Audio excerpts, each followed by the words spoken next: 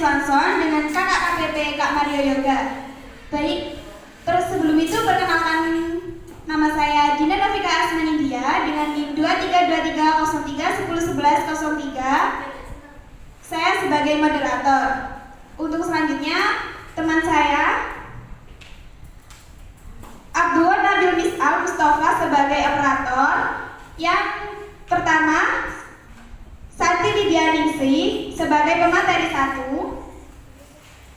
Yang kedua, Nanda Octavian Destiani sebagai pemateri kedua. Yang ketiga, Pasha Nova Tauyuning sebagai pemateri 3. Yang keempat, Seila Amanda sebagai pemateri keempat. Yang kelima, Novalita Fitriani sebagai pemateri kelima. Yang keenam, Lulu Mafirda sebagai pemateri keenam. Yang ketujuh, Muhammad Rizky Firmansyah sebagai pemateri 7. Yang terakhir ada Nadifatul Kalbiah sebagai pemateri ke-8. Baik, di sini kami dari kelompok 13 akan mempresentasikan tentang alat-alat kesehatan.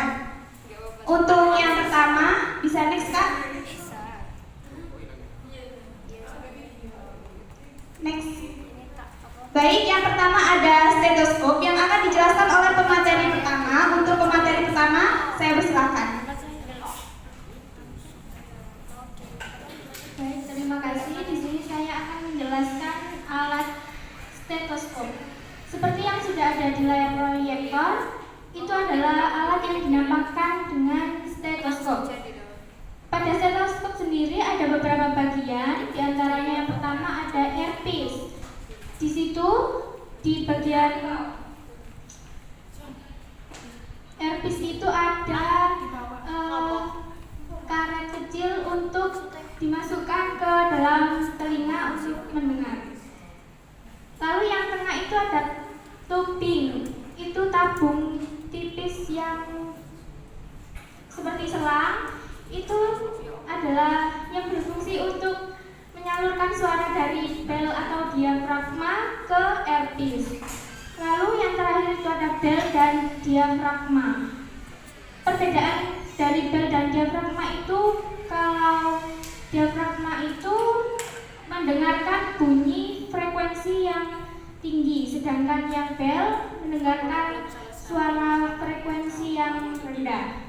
Jadi stetoskop itu merupakan alat yang digunakan para tenaga medis untuk mendengarkan suara organ di dalam tubuh seperti denyut nadi, denyut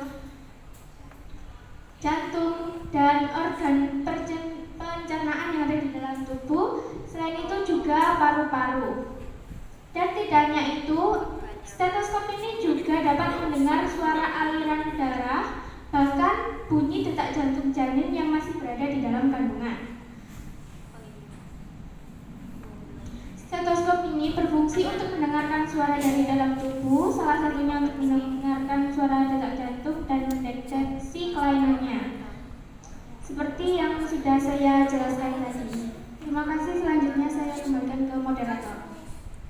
Baik, terima kasih. Untuk yang selanjutnya ada sphygmomanometer yang akan dijelaskan oleh pemateri kedua. Untuk pemateri kedua, saya persilahkan. Terima kasih atas waktunya. Di sini saya akan menjelaskan tentang apa itu sphygmomanometer. Kita sebenarnya sudah familiar dengan yang namanya sphygmomanometer ini, atau kita sering sebut dengan tensimeter. Lalu secara teori apa sih sphygmomanometer ini? Sphygmomanometer adalah alat yang digunakan untuk mengukur tekanan darah yang dikenal juga dengan nama blood pressure meter atau pengukur tekanan darah atau monitor tekanan darah.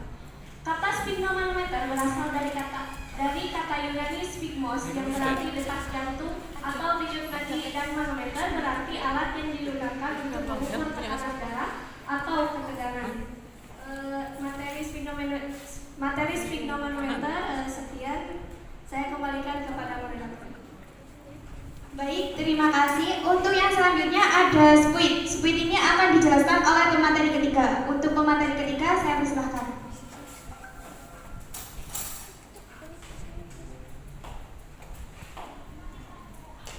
Baik, di sini saya akan menjelaskan tentang squid.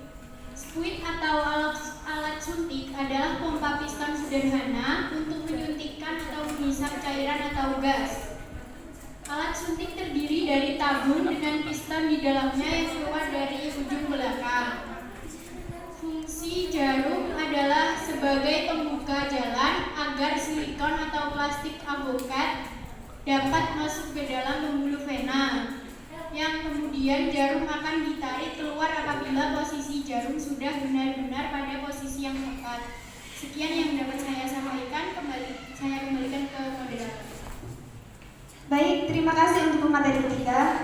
Untuk yang selanjutnya ada nebulizer. Nebulizer ini akan dijelaskan oleh pemateri kita, pemateri keempat. Untuk pemateri keempat, saya persilahkan. Baik, terima kasih. Selanjutnya saya akan menjelaskan tentang nebulizer. Nebulizer yaitu alat yang digunakan untuk seseorang yang menderita asma. Nebulizer adalah alat berupa mesin kecil yang berguna untuk menciptakan kabut dari obat cair. Hal ini memungkinkan penyerapan obat ke dalam paru-paru lebih cepat dan lebih mudah untuk dilakukan.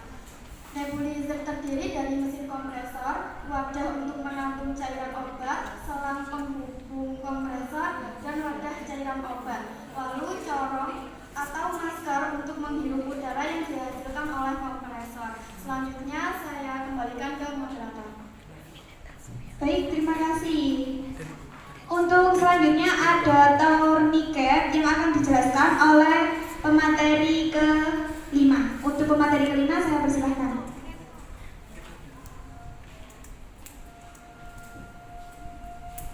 Baik, di sini saya akan menjelaskan fungsi tentang tourniquet. Tourniquet adalah alat yang digunakan untuk memberikan tekanan pada anggota tubuh atau ekstremitas untuk menghentikan aliran darah.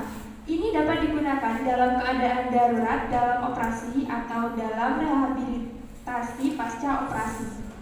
Untuk fungsinya, mengerutkan dan menekan aliran darah.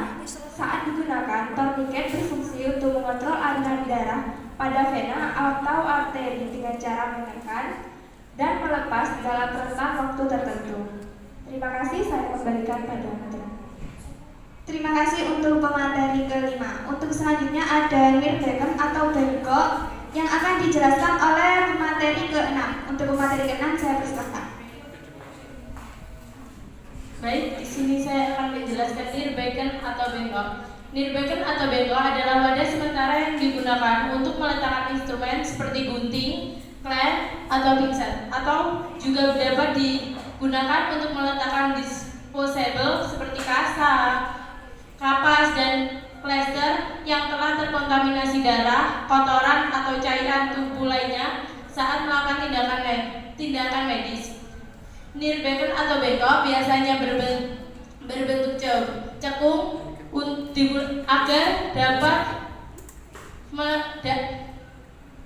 agar dapat menampung banyak alat, dan juga biasanya Nirbeken atau bengkok itu terbuat dari bahan stainless. Terima kasih, saya kembalikan ke moderator.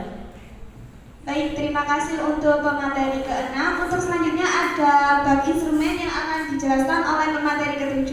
Untuk pemateri ke-7 saya persilahkan.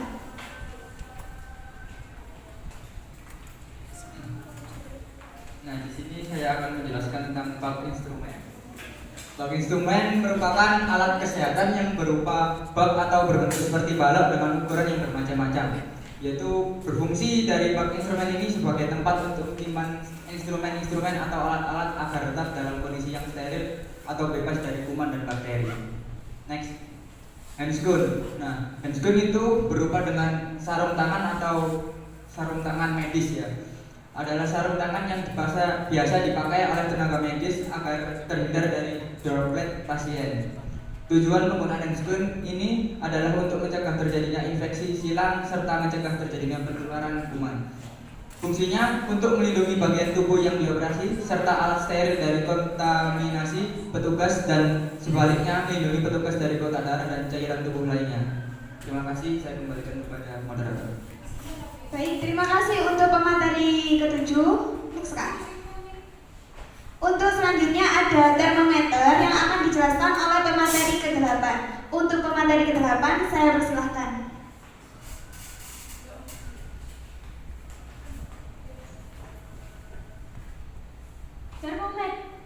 Termometer atau tisu juga pengukur suhu adalah alat yang digunakan untuk mengukur suhu. Istilah termometer berasal dari bahasa Latin thermo yang berarti panas dan meter yang berarti untuk mengukur. Termometer memiliki fungsi yaitu untuk mengukur suhu tubuh manusia, untuk mengetahui seseorang dalam kondisi demam atau tidaknya. Dan tak hanya itu, termometer juga berfungsi untuk mengetahui suhu oven, suhu kamar, suhu ruangan, dan suhu mobil. Next. Infusion set atau infuset adalah peralatan medis untuk memberikan cairan infus ke dalam tubuh pasien melalui intravena untuk memenuhi kebutuhan cairan dan elektrolit serta sebagai tindakan pengobatan dan pemberian makanan. Infuset terdiri dari spike, 2 air vent, 3 drip chamber, 4 filter, 5 tube, yang ke-6 roller clamp, yang ke-7 latex free connector, yang ke-8 lower lock, dan yang terakhir yang ke-9 yaitu needle. Terima kasih, saya kembalikan ke moderator. Baik, terima kasih untuk pemateri ke-8. Untuk selanjutnya sesi penutup. Sebelum itu saya ucapkan terima kasih untuk pemateri-pemateri kita yang sangat hebat yang telah memaparkan materi tentang alat-alat kesehatan. Jika kita ambil dari kesimpulannya, sangat banyak sekali alat-alat kesehatan yang digunakan oleh perawat medis, digunakan untuk operasi, digunakan untuk perawatan luka, dan masih banyak lagi. Baik, yang selanjutnya saya pantun terlebih dahulu. Siang-siang pergi ke kota, jangan lupa beli alpukat. Demikian presentasi kelompok kita, semoga bisa bermanfaat. Saya akhiri.